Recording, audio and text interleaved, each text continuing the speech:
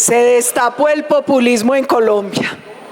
El viernes 15 de marzo, desde el monumento que llaman de la Resistencia en Cali, un lugar que conmemora lo que llaman estallido social del 2021, haciendo apología a la violencia, al vandalismo, al terrorismo, a la instrumentalización de jóvenes cuya manifestación fue infiltrada y financiada por estructuras criminales con fines políticos.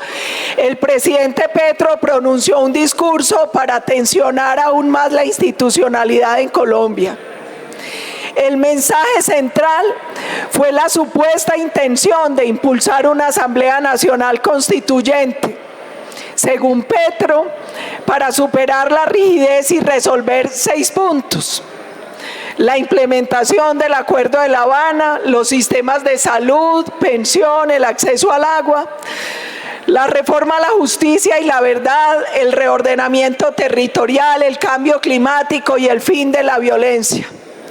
Ese mecanismo para reformar la Constitución está arreglado en la propia Carta, en los artículos 374 y 376. Pero al parecer Petro no está pensando en la vía constitucional, sino en otra vía, porque afirmó que este no es un problema de mayorías, sino de fuerza popular. Y dijo que si el pueblo decidía, el poder constituido tenía que aceptar y no lo podía desconocer. Sentenció además Petro que iba a fustigar y a promover la movilización social para presionar el cambio de la Constitución y con ella el rediseño institucional. Después, ministros, bancada y el propio presidente salieron a tratar de aclarar, pero oscurecieron mucho más el panorama. Ya decían que la asamblea no era asamblea y que no era reformar la Constitución lo que pretendían.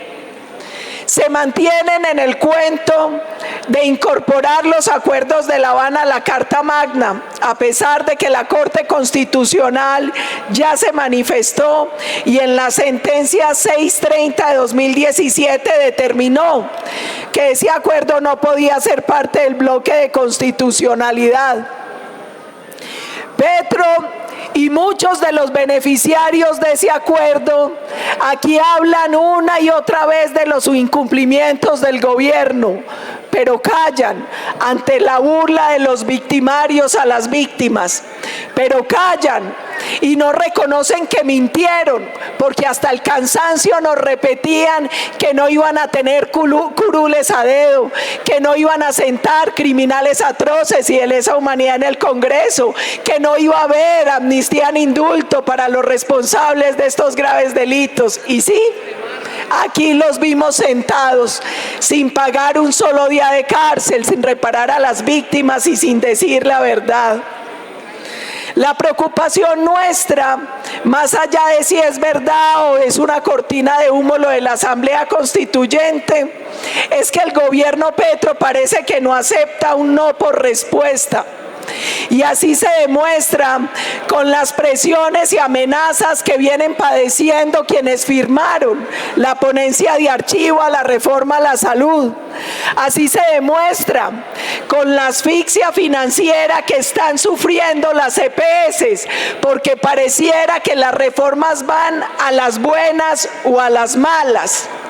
Así se evidencia también en el permanente enfrentamiento de Petro con las cortes, con las instituciones, con los medios de comunicación. Así se demuestra cuando desconoce los marcos jurídicos a la hora de expedir decretos y leyes. Decía Petro que él ganó, pero la Constitución no perdió. Eso es verdad. La Constitución no perdió y el Estado de Derecho sigue vigente en Colombia a pesar de Petro. Y no puede ser que ahora busque destruir la institucionalidad y estigmatizar a todo aquel que no esté de acuerdo con su constituyente, señalándonos de paramilitares o corruptos. Él dice hablar en nombre de la voluntad popular, que ¡Qué gran mentira! Dice hablar en nombre del pueblo y no permiten un debate técnico.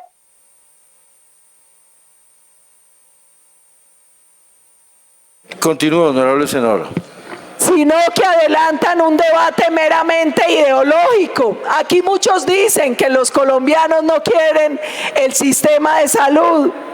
Mienten. 67% de los colombianos consideran que debería permanecer igual el sistema o hacerse ajustes, pero no están de acuerdo con la reforma. Más del 70% creen que este es un buen sistema. Y dejen el discurso de todo o nada, porque aquí nadie afirma que todo está bien. Nosotros no somos Heidi, la niña de la pradera.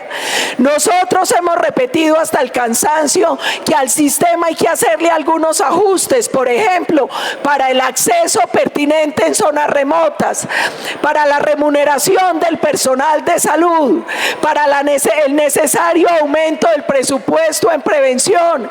Sabemos que hay que revisar técnicamente la UPC, pero no creemos que el camino sea destruyendo el sistema con la nefasta reforma que está presionando el actual gobierno.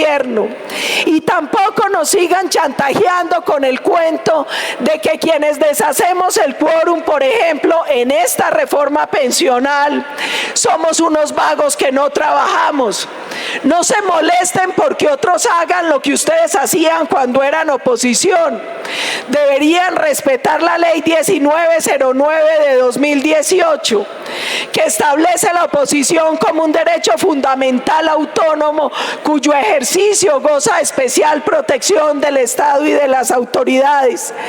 Deshacer el quórum, lejos de ser una práctica o una estrategia indebida, es una expresión legítima de ese derecho fundamental a la oposición, y así lo dejó claro el Consejo de Estado desde junio de 2018, cuando resolvió una demanda donde pretendían que el expresidente Álvaro Uribe perdiera la investidura. Dejó claro el Consejo de Estado que el retiro del recinto como una decisión de bancada es una forma legítima de ejercer la libertad política de un partido o movimiento minoritario de oposición, que es parte del derecho a oponerse y que es propio de la práctica parlamentaria. En estas discusiones hay un hecho evidente. El gobierno de Gustavo Petro no pretende resolver los problemas que hay en Colombia. Pretende de manera dogmática imponer el modelo radical e ideológico que ellos han imaginado. Y por eso hoy yo quisiera recordar, para finalizar, un ensayo que le recomiendo a estos parlamentarios y a todas las bancadas: El decálogo del populista, del historiador y ensayista mexicano Enrique Krauss. Más vigente que nunca en América Latina y para dolor nuestro, vigente hoy en Colombia.